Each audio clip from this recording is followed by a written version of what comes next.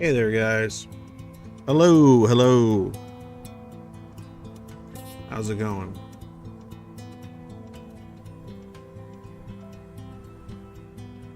Okay. There's already 5 of you here, so I may as well get started. Um,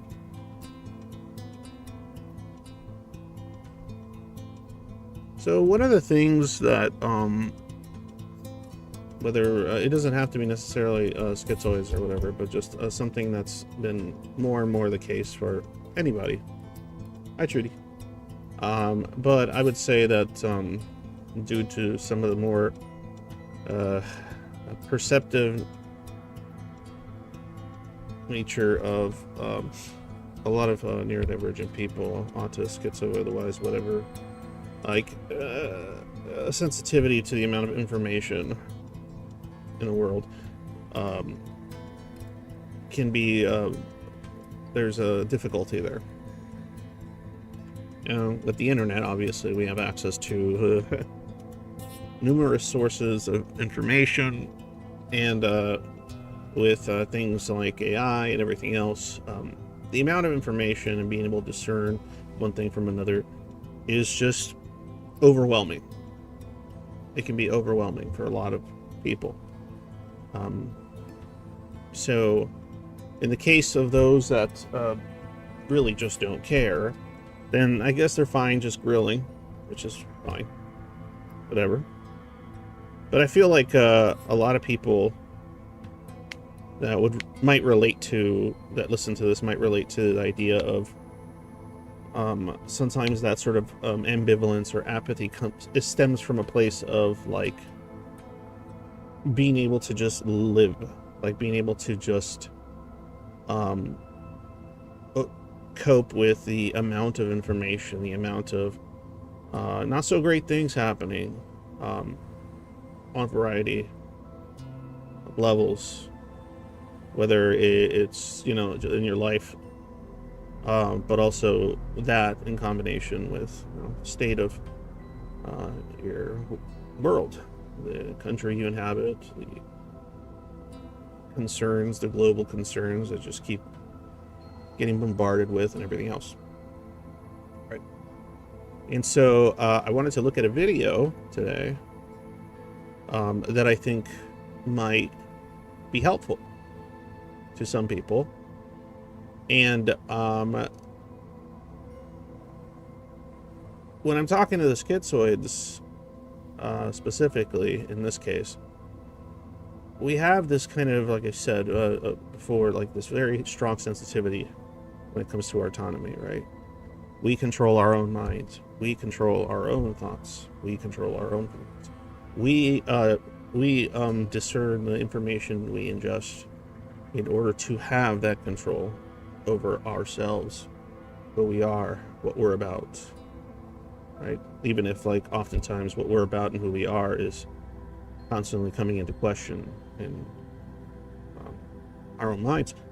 But there is a type of sort of hijack that occurs with somebody that gets overwhelmed, and that is sort of being hijacked. You're in some ways your autonomy being hijacked by the overwhelming nature of the world, and it gets kind of taken over by this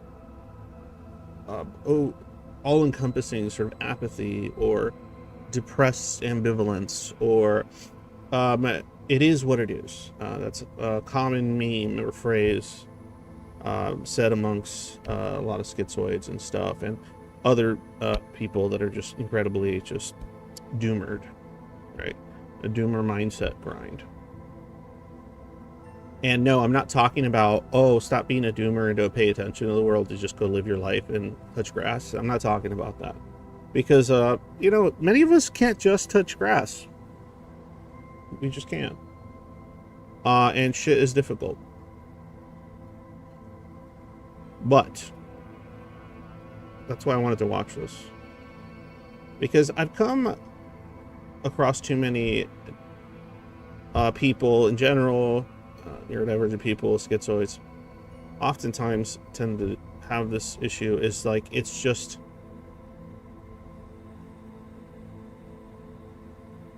this kind of really entrenched belief regarding kind of the hopelessness of the, you know, human civilization type question and its future and everything else, right? The hopelessness that a schizoid might have on a more local level about themselves and their connection to people and everything else can oftentimes sort of expand outward, as if like all these sort of forces around them, just like the force that controls their ability to just have a, I guess, what they would internally want to have a life like out there. They expand it out to the world as a whole and various goings-ons. But anyway, I'm gonna play the video. So let me turn this sucker down. And this is like, to me, this is kind of a sort of a one of the things that I think is a good solution to feeling or being all like apathetic and doomered out. And I feel like it would be particularly potent for schizoids, because there's nothing more than a schizoid has an issue with than the idea that they're being controlled, that they're being manipulated mentally, that their choices they're making are not choices that are being made by them, but for them, through various kinds of sort of manipulation or control. And I'm not talking about anything necessarily malevolent. I'm talking about just like having to live in a world that makes no sense and having to sort of work around it and live in it and navigate it. That's where a lot of that sensitivity to their autonomy comes from. And so I think what here, I'm gonna pull it up now. I think what this video covers might, wrong thing. There we go. He has a pretty big channel. I think Strutless or something. He has a lot of sort of hopeful videos about really like difficult subjects. And you know, everything from just like overwhelming nihilism and existential confusion, but also real world, more internet related things, and so on. In this video, and I know the title's kind of a clickbaity, which is "The Epstein Files Are a Masterclass in Propaganda," right? It's not really going to talk about the Epstein Files, so don't worry about that if you don't care for it, if you heard a lot about it. It's not talking about that. It's talking about the manner in which information is consumed and how that very thing, that very sort of it is what it is, the world is fucked sort of apathy, is in fact something that has been weaponized against you in a very active way. All right, I'm going to play it. Lately, but then I saw this tweet. Why is all this blatant Epstein stuff not the front page of every newspaper right now? Why do I feel like I'm indulging in an unfounded conspiracy theory when I mention docs literally published by the DHS? Why do I feel like a bystander on the street wouldn't have even heard about it? We've got evidence of a billionaire pedophile cabal. Why do I feel like some people are just like, oh well, business as usual? Why? And I saw that tweet and I was like, oh, tap me in. I think I can help answer. Just a little bit. All right, to answer this, let me start with a question. When you think about the world, the wider world, news, injustices, various issues that we all must tackle as a globe, do you ever find yourself wondering if it's all bullshit? How often do you approach media with suspicion? Is this paid for? Is this AI? Is this manufactured outrage? Is it propaganda? A distraction? A total fabrication? Basically, do you ever find yourself doubting your ability to know anything? And it's interesting because it's sort of this hyper skeptical, sometimes like pessimism and everything else. It's not always pointed at things of this nature that he covers right here in this, but I see that sort of kind of outlook come out of a lot of either, you know, very depressed neurodivergent people with other issues, or schizoids as well. They tend to do this kind of thing, and I know for a fact because I did it for most of my life myself. When it comes to our epistemological bases, what we know, how we know stuff, a little bit of doubt is healthy. It's pretty good, actually. Questioning your own beliefs gets you to throw out some bad ones that no longer serve you. It gets you to ask constantly, what evidence would change my mind, and get better ideas. And through this process, you find yourself with a better worldview. But what happens when there is too much doubt? When people experience too much doubt, when it comes to knowledge, when it comes to knowing stuff, they usually don't participate. Common reactions include cynicism, like just deciding that the truth is inherently unknowable, tapping out completely, being like, oh man, I just can't, and silence and compliance, just not knowing enough to know if you should be angry or if your dissent would even help. Cynical, uninformed, and silent. This is like the basis for a passive, obedient citizenry. And turns out there is a propaganda technique that gets you all of these things. So does anybody in chat know what that is? I want to see if anybody already knows the term. Don't look it up. For all you paranoid, more paranoid schizoids out there about the world and might be into these subject matters.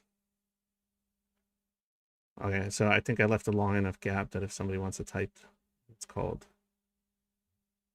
It's getting worse with AI being 50 years. I've seen the internet happen from the start. I'm starting to give up even with my age and knowledge. Yeah, exactly. Yeah. So, he's going to talk about it right now, but it's that very kind of feeling that essentially is a manner in which you a person, well, yeah, not close, but not psyops, but a person, even a person that's like constantly introspecting, like a lot of schizoids do, tries to stay aware, tries to, like, you know, so on and so forth. This one is very easy to be manipulated by because of how passive it is. Hold on, my daughter just walked in.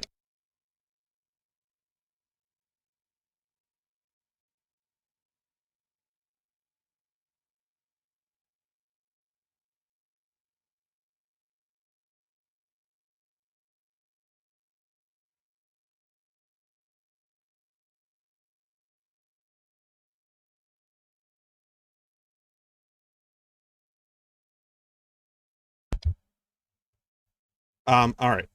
But yeah, so think about it. There may be a way that you are essentially being manipulated in this very passive manner. And one of the things that manipulation might be doing is feeding into that sort of doomerism. It is what it is, maybe apathy, ambivalence, kind of feeling of just like, well, the world's just going to get destroyed or everything's going to go crazy and there's nothing I can do about it. That kind of sort of malaise. Yeah. Called flooding the zone. Flooding the zone. Your Remember that one. Propaganda is important not only to you, but to me and to the world. Welcome to Propaganda Academy. There is a propaganda technique called flooding the zone. Sometimes it's called the fire hose of falsehood. It's also sometimes called gish galloping or spreading, but here's how it works. Let's say you're a power-hungry politician. All you want is money, power, status, and I don't know, to be feared or whatever. You are like a balloon, a helium balloon, just set to rise in the current system that we have. But you've also done some really shady stuff in your past, and if that stuff ever came out, you could find your entire life over, ruined. Yes, you are this rising helium balloon in politics, but you're vulnerable to just a tiny pin. The tiny pin of truth wielded by the journalist who can just pop you and your downfall begins. Using the truth to topple power is a pretty common historical pattern. It tends to excite a populace and make people revolt. 3 examples off the top of my head. You got Martin Luther nailing his criticisms of the church onto its door, more or less starting a gigantic religious schism with the truth. Richard Nixon's unraveling came with Watergate, which was journalists, and Harvey Weinstein, who, to be clear, did it to himself. But the injustices of Harvey Weinstein were only met with actual consequences once people found out. The Me Too movement, basically. So these are all moments when the tiny pin of truth pops the gigantic helium balloon of power. Now, if you have done something pretty bad, with regards to the Epstein files, it might be child rape, for example, something really horrible that just like invokes this primal disgust in so many people, you'd do anything not to have that come out. You'd basically be buyable and threatenable at all times. Blackmail's such an ugly word. I prefer extortion. The X makes it sound cool. So in the case of Donald Trump, it'd be something like the rape case against Katie Johnson when she was 13, that she accused Donald Trump of raping her, which, by the way, was public knowledge before any of these releases came out. Just so we're clear. But you would know that there are certain pins that could take you down. Maybe it's a confirmed case, maybe it's a video, maybe it's a murder, whatever it happens to be. Now, one way to insulate yourself from this pin is to remove it. Anyone who dares to use the truth against you, you threaten them. Sometimes this takes the form of extreme censorship, and by that I mean literally killing journalists, witnesses, and whistleblowers. Other times it's bribes, other times it's soft power, like discrediting them before they can even get to the microphone, digging up something from their past and just exaggerating it, making sure that that is the first impression that people have. Now, what I find interesting is he's going to get into flooding the zone pretty soon here. He's just kind of giving examples of the more direct, common ways to manipulate the population. And I feel like some of the, or groups of people that are attempting to do what he was already talking about, you know, pop that balloon or whatever of that person. But I feel like, in the case of, like, say, most of that type of manipulation, I would say, maybe I'm wrong, but I would say that kind, a lot of schizoids and a lot of neurodivergent people would be kind of more wary of, cautious of, less susceptible to, because the type of stuff like maybe social shaming, or discrediting, or, you know, outside of killing you, right, are things that probably don't threaten much in a as a significant way, especially if you're like a hermit, you know, like, okay, what social life are they going to destroy? What, you know what I'm saying? Like, there's a lot, what status do I care about that they're going to sully, you know? So a lot of these kind of ways to manipulate, they might fall flat with a lot of people, that are like this. But the flooding the zone is very, very different. Of them in the media, but there is a structural problem with these strategies, and that is the needle is still there. The truth is still there. You are always vulnerable as this rising wannabe Führer. You can still be brought down by the truth. So you come up with another strategy. Instead of getting rid of the needle, you add a haystack.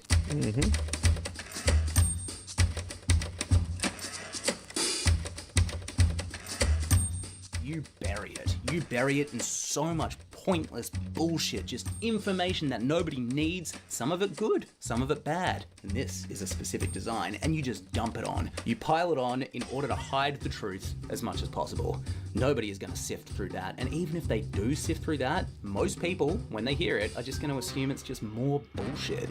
They're like, man, there's just so much noise out there. Why is this one true? Why is anything true? He said the Democrats don't matter. The real opposition is the media. And the way to deal with them is to flood the zone with, you see there, This technique, as I mentioned before, is called flooding the zone.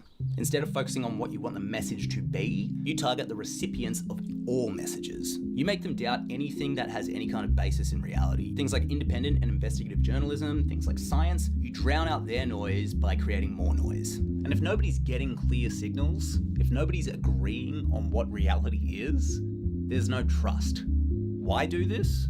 Because to some people, trust is a threat. If I'm trying to predict what Donald Trump is going to do and where he's going to go, I mean, like, one rule is look for where there's trust in the world, and he will try to destroy it.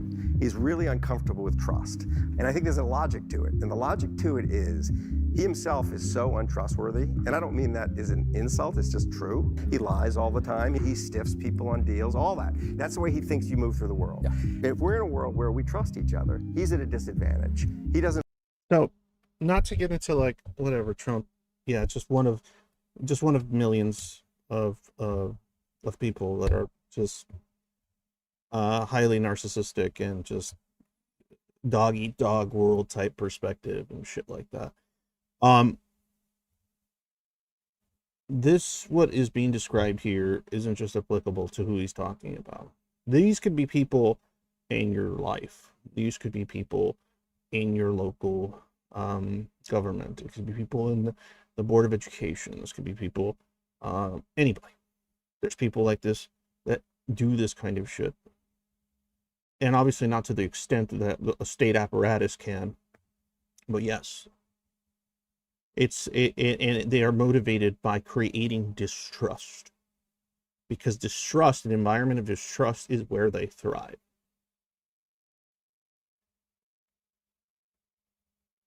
Everyone should be kind to each other. They should be. But they're not. So then we figure out how to make them kinder. But that's a whole different conversation. But my point is, if you find people that are constantly creating distrust amongst other people, that is the most untrustworthy person in the room. All right. The person who spreads gossip about others. The person who likes to rat people out about who said what to who, whether it's true or not.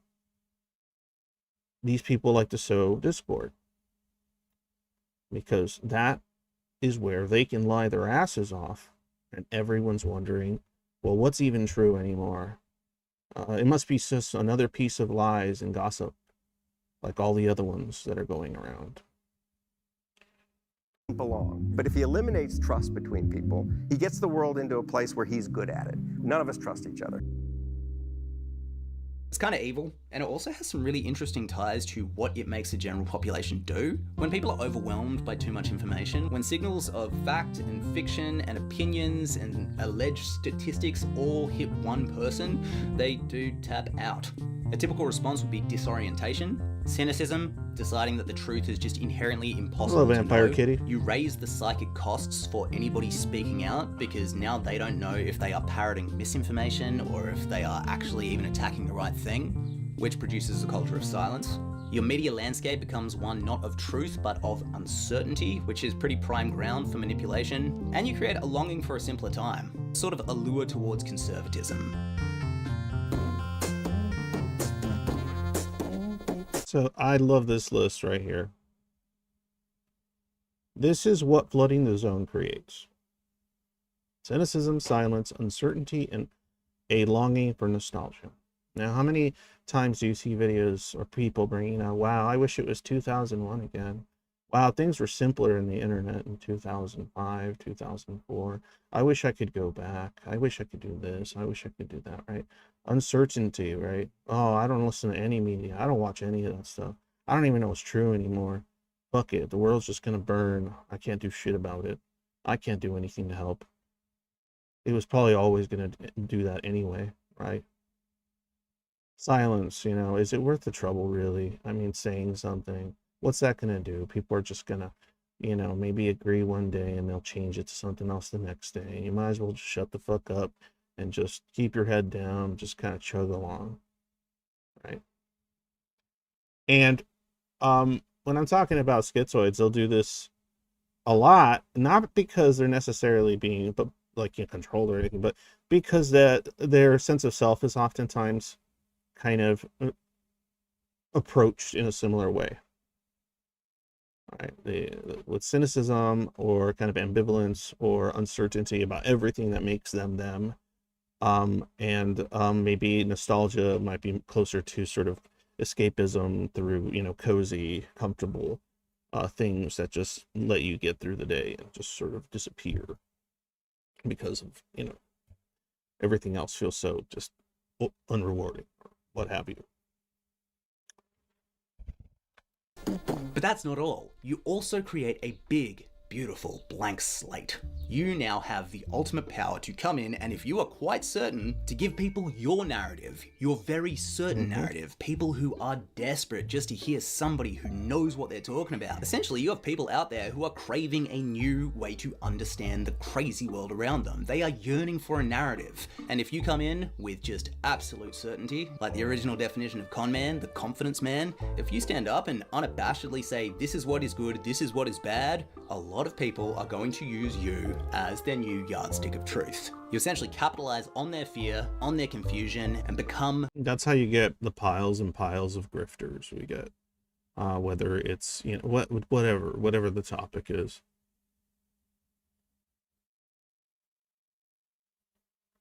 Well, maybe. Yeah, I mean, yeah, but that's true. I don't think the world's gonna burn because people are bad. I think it might burn because people are overwhelmed and sort of just grilling. And the people that do want to make shit fucking terrible are gonna be able to, no matter how kind the average person or how generally harmless the average person in the world is. Right? What's more dangerous than, oh, well, whether they're bad people, the average person, is the fact that they generally can't deal with this shit. And it's intended to be that way. Right? And I'm bringing it up because if you're schizoid, or you're like a neurodivergent person that's interested in like what's going on in the world and feel just like overwhelmed and depressed or just apathetic about it all, just remember that might not really be a choice you're making. That might be something that's been pushed onto you. Just a thought. the new Word of God. Propaganda is to democracy what violence is to a dictatorship. There's a really interesting paper on this that I recently read that highlights this propaganda technique, flooding the zone, as a key component to a fascist autocracy. That's crazy, right? I mean, you take the most famous fascist autocracy that people know, we'll go Godwin's Law, we'll bring up the Nazis, and the exact same technique can be seen with Goebbels. He saw the mass uncertainty as the ultimate opportunity. Hannah Arendt, I have a lovely little quote from her. In an ever-changing, incomprehensible world, the masses had reached a point where they would, at the same time, believe everything and nothing, think that everything was possible and nothing was true. The totalitarian mass leaders based their propaganda on the correct psychological assumption that, under such conditions, one could make people believe the most fantastic statements one day and trust that if the next day they were given irrefutable proof of their falsehood, they would take refuge in cynicism. Instead of deserting their leaders who had lied to them, they would protest that they had known all along that the statement was a lie, and would admire the leaders for their superior tactical cleverness. How many times have you seen that throughout your life? And again, this doesn't just cover like this kind of bigger scale issues. This is something that you could see on a far more even interpersonal level, from person to person, in smaller groups or communities. This needing to cope with the fact that you can't come to terms with that you were tricked or you were lied to, so much so that you will lie to yourself in order to not have to face that. Basically justifying being lied to as 4D chess, baby. Trump's 3D chess move. He's actually playing 4D chess. President Trump's 5D chess. Drives you mad, doesn't it? The ideal subject of totalitarian rule is not the convinced Nazi or the convinced communist, but people for whom the distinction between fact and fiction, and the distinction between true and false, no longer exist. And that is flooding the zone and what it does. It's crazy, right? There are so many more propaganda techniques at play, but when it comes to answering that original tweet, why does it feel like nothing's happening, that nobody cares, or like the truth just isn't working or getting through? There's one more propaganda technique I want to cover. Poisoning the well. That one you guys might be more familiar with. And what's funny is that he gives examples of this, like as an example. I already know what like poisoning the well is, and some of you might already, like the, tactic, but when he gave the example of how somebody might do that on a like person-to-person level, like that shit, not what he said, but the thought of it just irked me, because I'm like, oh my fucking God, I knew that exact situation. Like, and most people, when they're in that situation, and you'll see which one I'm talking about, they'll just be kind of like, oh yeah, huh, okay, and then it'll like, it might fuck with how they perceive something that's gonna be put in front of them fairly soon after that. But I'm aware of how annoying that is, and how there's parts of my brain that I can't control. So when somebody does this shit to me, I'm just like, I stop them. I just go like, no, don't. Let's just do the thing. I don't need to know about. You'll see.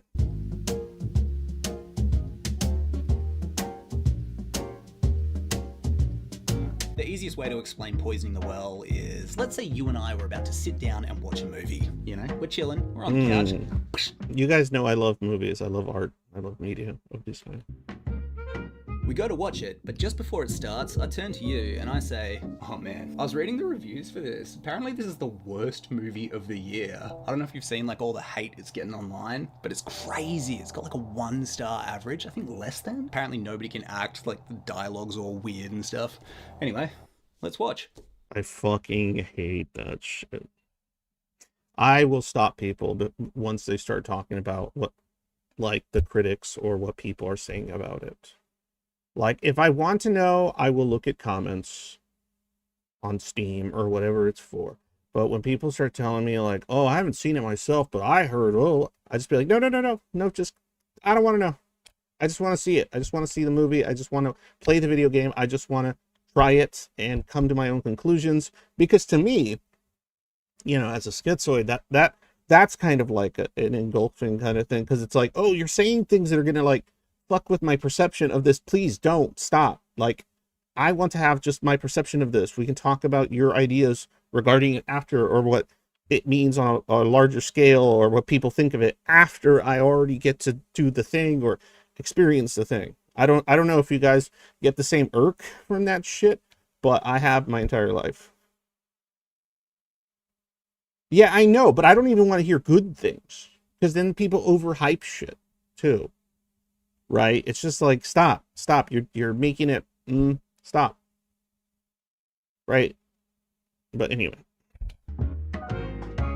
It doesn't matter how good the movie is, or even how true anything I've said is, you are going to naturally look for its flaws. And this is poisoning the well. Within one sentence, I have taken you from someone who could have enjoyed the movie to someone who is just going to be suspicious of it. Critical, cynical, primed to just not like it.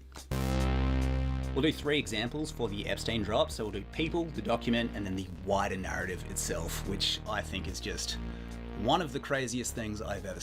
Yeah, I agree with you, Starlight. That's why I'm showing this video, because I agree with you, because this gentleman right here also agrees. That's why he's trying to inform people of it, so that they know what's happening, so that they don't fucking give up and go, it is what it is. Because that's what they want you to do. They want you to say it is what it is. What? I'm not arguing. I'm agreeing with you. Huh? I just agreed with you.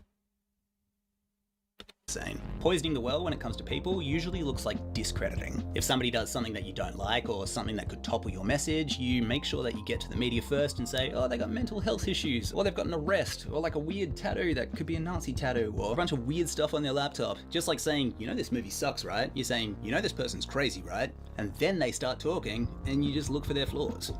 The most harrowing example is obviously when you see it with victims, where people say, oh, this is a witch hunt, it's a hoax, they're just doing it for money or attention, you know, that kind of stuff. And when it is a person that you're discrediting, it's pretty straightforward. But it doesn't have to be a person. And here's our second example, poisoning the well when it comes to the document drop. In our example where you are the billionaire pedophile, I'm sorry, and you want to make sure that nobody believes the evidence, it's in your best interest to put out a bunch of fake evidence. Ideally, fake evidence that is way more ludicrous than what you've actually done. A fake doc. So I've talked about that kind of stuff before. I think in the last stream I was talking about how I used to think when I was a lot younger, because the more macro-associative shit in my brain was just kind of hijacking things.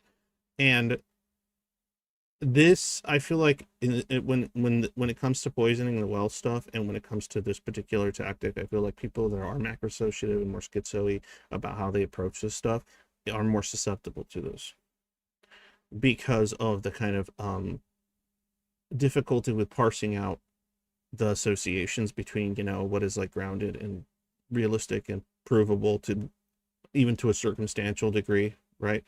And what is just like stuff that's feels right because of how evil these people are. So like, yes, is there a bunch of people doing horrible shit all over the world that are working together and are involved in different ways? Yes. Are they actually drinking, you know, eating newborn babies and getting high on adrenochrome? That could be exactly what this guy's talking about. Because then you say that and people go, they stop listening. And I think oftentimes this is by design. Document that says that you've eaten 10 babies' brains, something like that. I don't know, some crazy stuff. I imagine we'll see a bunch of this. But essentially this achieves two goals. So firstly, it poisons the well of the documents. Your super ludicrous, insane, fake document amongst all the real ones, once it's debunked, and it should be debunkable, it serves as a question mark on all the real documents. When something does come out that is also beyond the pale of their morality, what they would ever do or what they could even conceive people of doing, they'll also say, well, I mean, that last one was fake. Who's to say this one's real? But then it does something else, anchoring and normalization. Oh my god. So it anchors people to a crime that is far, far more disgusting than what you've actually done, even though what you've actually done is incredibly disgusting. But by making people think of this first, it defangs the crime.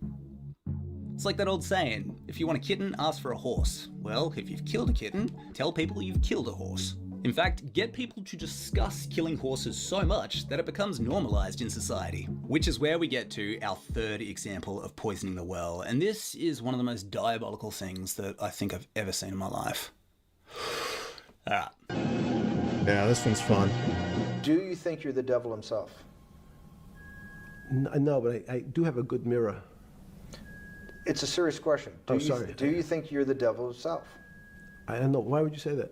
We now have evidence to suggest something that I've been saying for years, and that is that the culture war was a manufactured psyop. When? There's evidence to say it's not, of course, but the case for psyop looks like this. In October 2011... That's why during all the culture war stuff, I was like, if you went through it, you know, it's still kind of happening, but if you lived through 2010, between 2010, 2020, you know, 2015, 2021, whatever, it was, you know, everything from Gamergate to Me Too movement to, you know, all the CRT, anti-woke, all this stuff, like, you know, all that shit. And then there would always be these nuggets of interest and truth to me, and a lot of that stuff.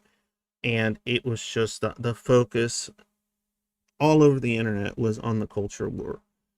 And it was such a clear way to control people to me that it would drive me kind of fucking batty, and it would make me feel like that apathy, that just you can't do anything about it. It's over, like, you know, type of hopelessness. Jeffrey Epstein met with 4chan founder Christopher Poole. Moot.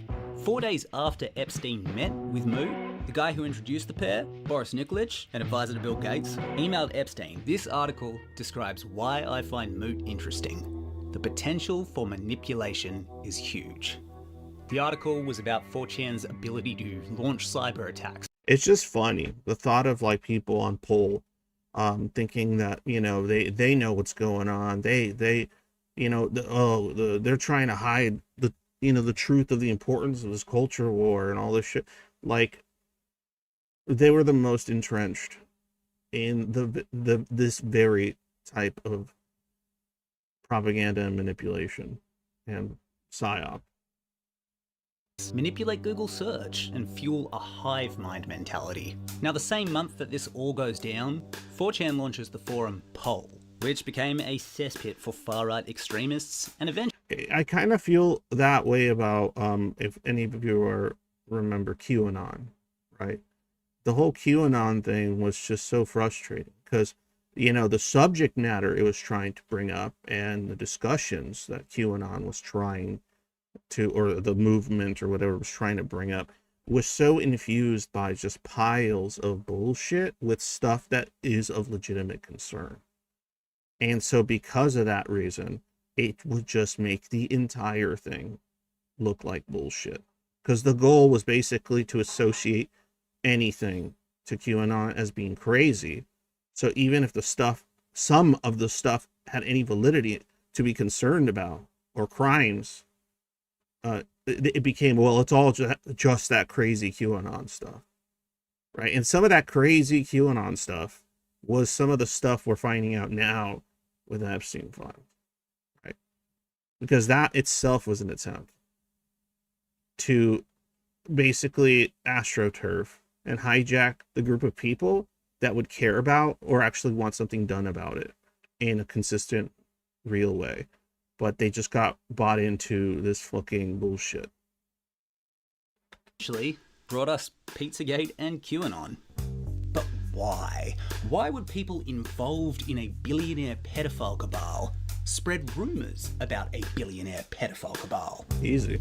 And the answer is because it is the perfect way to poison the well. It means that the first time that most people ever hear about some billionaire pedophile cabal, they're hearing it from whoever in their network has spent the most time in a tinfoil hat. Probably some... Exactly. It's almost like that combination of poisoning the well along with the flooding the zone with poison. And and there's specific types of poisons to attack specific demographics of people, right? Whether it's the griller, whether it's the fucking you know, the conspiracy schizo that I used to be in my 20s, that would have probably fallen for something like QAnon to some degree, thinking there was like people on the inside sending secret messages so that they could, like, you know, unveil the cabal of evil and like, right? There's a demographic for everyone in which they do these things. So just because they know there are people that will dig. They know there are people that will read, that will spend hours, that do care that much, that will go through all that trouble. And they have to, and those are the most dangerous people to them. Those are the most difficult people to deal with. And this is how you deal with them. Someone who's terminally online, probably someone who's just a little bit nuts. So they associate the story, the billionaire pedophile cabal, with crazy people. Bruh. And meanwhile, this serves all your other goals. It anchors people to crimes that are just slightly more fantastical than what's actually going on. It normalizes talking about billionaire pedophiles, so when the conversation does inevitably shift to reality, people are used to it. It pre-bunks dissent just freaking virtuosically by conflating all dissent, all truth, all investigative journalism with crazy conspiracy theorists. The conspiracy theory, if you ever looked into that, that the label conspiracy theorist was created in order to pre-bunk all dissent for all issues. And then fourthly, my word, does it flood the zone. It's the perfect kindling for rumours and conversations. It's all unverified, but all incredibly scandalous. It's a whodunit. It's a mystery. It's a game. And it's tribal. It generates noise upon noise upon noise. Divisive noise. Oh, wow. It's like, I don't know, Steve Bannon is Nero and the world is Rome on fire. I don't know if that actually happened. Feels like it's probably apocryphal. You know, like one of those historical myths where the truth gets exaggerated here and fictionalized there. Which, I mean, given the subject matter, would actually be extremely appropriate. To compare the Epstein class to Nero, fiddling while the world burns, it's kind of fitting that we find ourselves once again doubting reality. But I'm not sure if it matters. Because the thing that keeps the image of Nero alive in our cultural memory isn't truth. The reason the myth has stuck around is because we all recognize its meaning. A morally bankrupt ruling class putting even their most frivolous desires so far ahead of the life or death needs of everybody else. And not only are these tyrants well aware of the plight of the people they exploit and burn, they delight in it. I looked it up, by the way. The story of Nero, it's not real. It never happened. There weren't even fiddles yet. But while the story isn't real, the symbolism is as real as it gets. The Epstein class want you to give up on the truth as a concept, to not believe your lying eyes, to give up on trusting other people, and above all, to give up on trusting yourself. And a lot of people have. And if you're in that place right now, I get it. I really do. I am no stranger to it. The propaganda is insanely effective. So I'd like to end on a message for everybody who is feeling hopeless right now. When you are feeling particularly cynical, saturated in that propaganda, like you'll never know what's real and what's fake, there is still one irrefutable truth that even our most cynical selves can believe. That these wealthy creeps will always want more. More power, more control, and more money. Just look at how they react to taxes. They don't spend $1 more than they have to.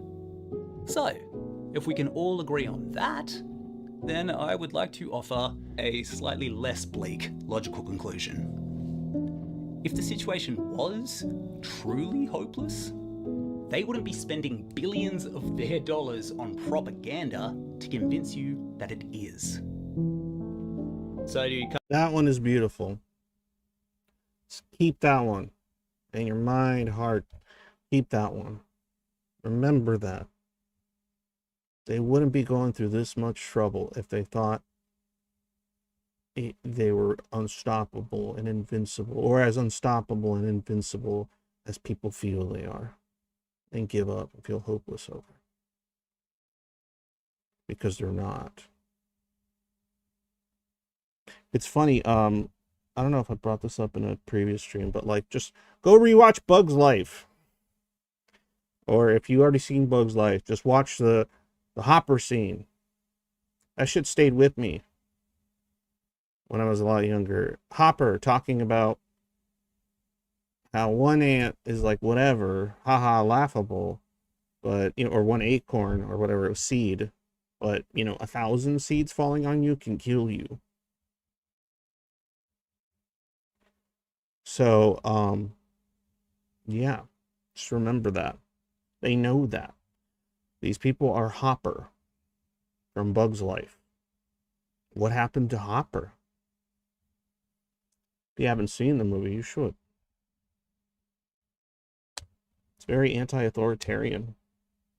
And kind of anti just like consolidated wealth or anything like that.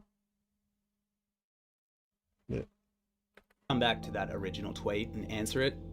If you want to know why these Epstein documents feel like they are defying reality, it's because the people inside the documents got to reality first. Thank you for attending Propaganda Academy.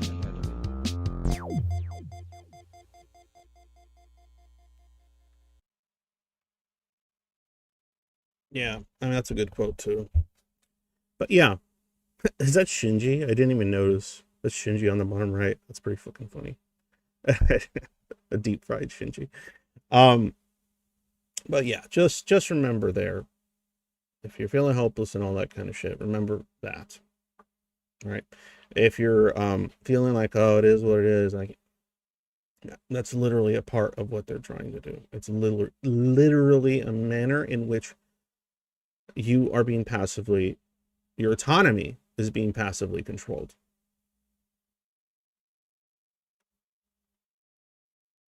Hello from the Tubeverse.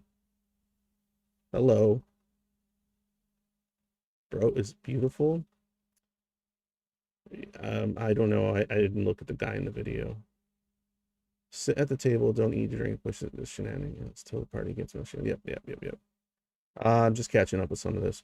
I gave up a friendship over this QAnon shit because he just couldn't pull his head out of it, and I couldn't have an intelligent conversation with him about it or anything else. Trust the plan, man. Yeah, I mean, yeah, that's what's that was what was so effective about the QAnon stuff. That's what was so effective about, like, onigiri, or pizza Zagate. It was that you get something that is reasonable to be concerned about, and that there's various pieces of sort of circumstantial evidence, sometimes, documented evidence, and then you just mix it up with over the top nonsense, and then you make people who care, that are susceptible to that those red herrings, go crazy, and then create a spectacle that then makes the population assume anything associated with the belief that something like that is true or could be true is crazy.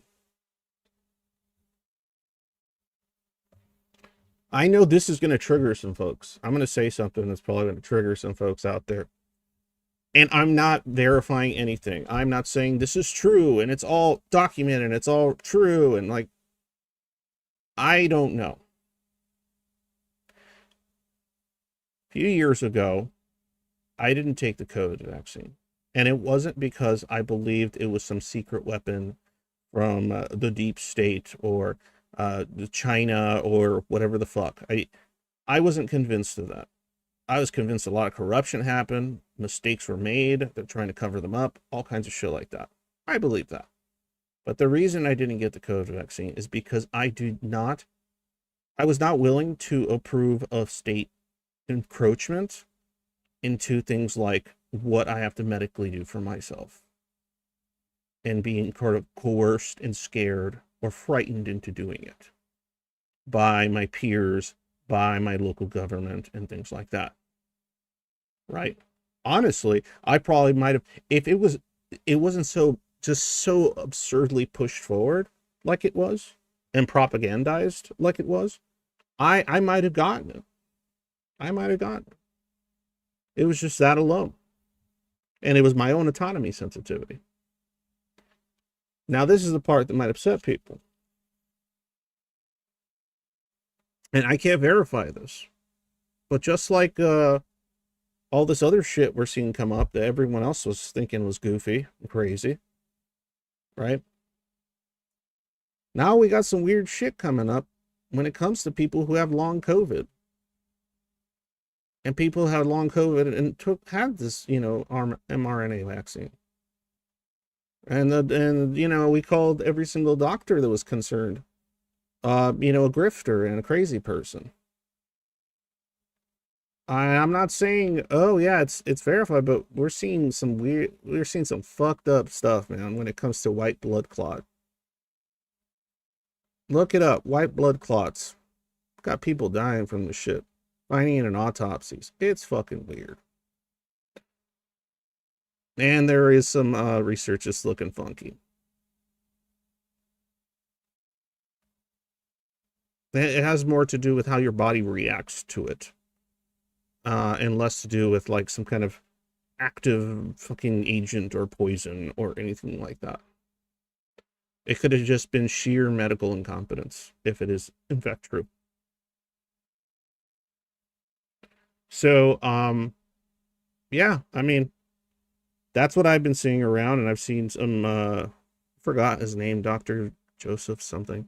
He's been talking about it forever, but now there's like, bigger channels talking about white blood clots, people dying from them. It's essentially like a blood clot, but with white blood cells. And it looks disgusting. Like, they'll pull them out of people, like corpses and stuff, and it's just like a long, thick string of white, like clumpy shit, just like you would with a blood clot. And I already can tell, like, because anytime that subject is brought up in any way, there's always diehards that either want to make me say, you're crazy and there's no science behind it, or they're going to tell me, oh, you're just downplaying it. It's actually much worse than just incompetence. It's, targeting depopulation techniques, and maybe not. Maybe there's some science to it that's going to come around the corner. Maybe there won't be. I just pay attention to what's being discussed and what is being researched and how it's being approached.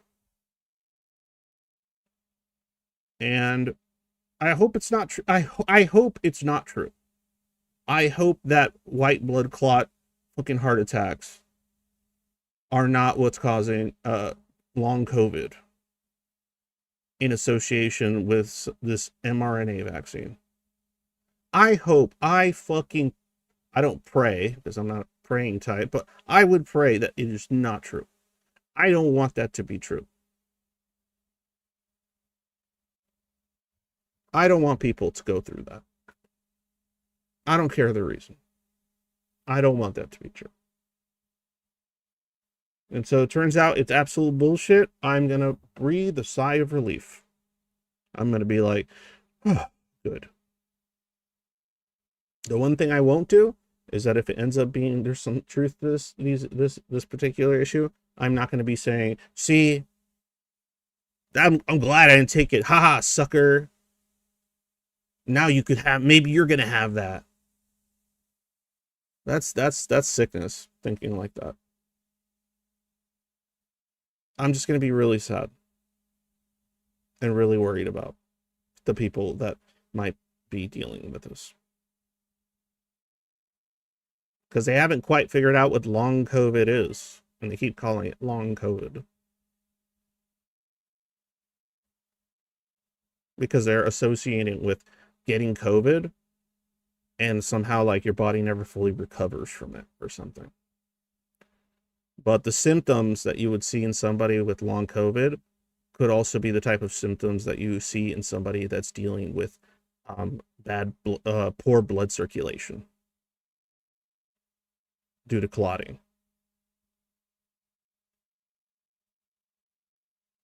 I don't know. Maybe it's bullshit.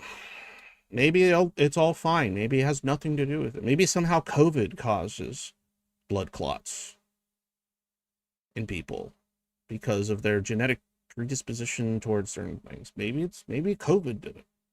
I don't know. But I'm going to find out because I'm going to pay attention. Anyway, guys, if you like the stream, if you like what I talk about, hold on, I'm just looking at, if you like the stream, if you like what I'm talking about, please support me on Patreon. If you don't like Patreon, you're like, fuck Patreon, there's PayPal. If you say fuck PayPal, I have a coffee or Ko-Fi or something like that. Your Schizoid Angst. If you don't like any of that, I don't know, then just don't give me anything, because I get it.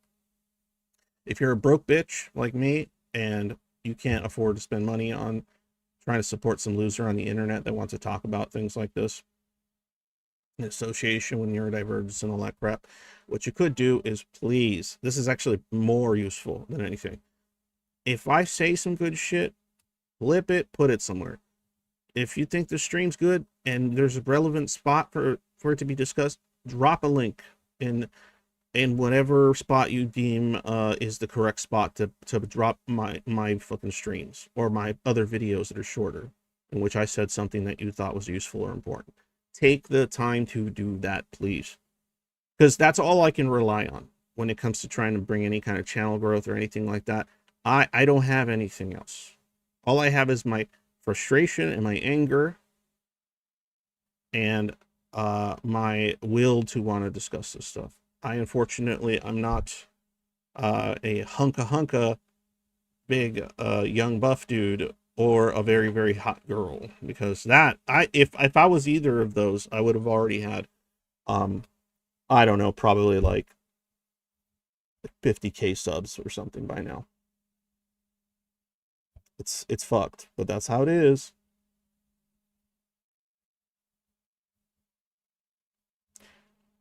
Anyway, even if it was just to hate watch me, or even if it was just to, like, I don't know, goon or some bullshit, I don't care. I would have taken it. I would have used that shit. I would have used that shit just to get the word out, just to have these conversations. So, all right. See you later. And as usual, when day is dark, always remember, happy day. Sometimes get fucking mad as well.